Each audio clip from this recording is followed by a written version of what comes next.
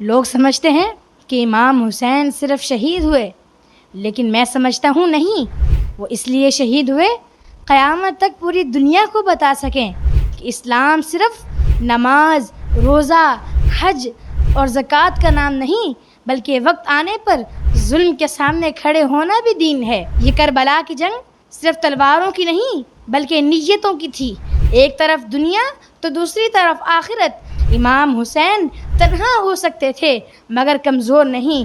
امام حسین نے پوری دنیا کو بتا دیا کہ ظلم کے سامنے خاموشی بھی ظلم ہے۔ نماز ہو یا جہاد، نیت صرف اللہ تعالیٰ کی رضا ہی کے لیے ہونی چاہیے۔ کربلا جہاں ہمیں رلاتی ہے وہیں ہمیں جھنجھوڑتی بھی ہے۔ اگر تم نے ظلم کے خلاف آواز نہیں اٹھائی تو تم یزید کے لشکر میں سے ہو۔ علامہ اقبال رحمۃ اللہ علیہ فرماتے ہیں، قتل حسین اصل میں مرگ یزید ہے، قتل حسین اصل میں مرگ یزید ہے، اسلام زندہ ہوتا ہے ہر کربلا کے بعد۔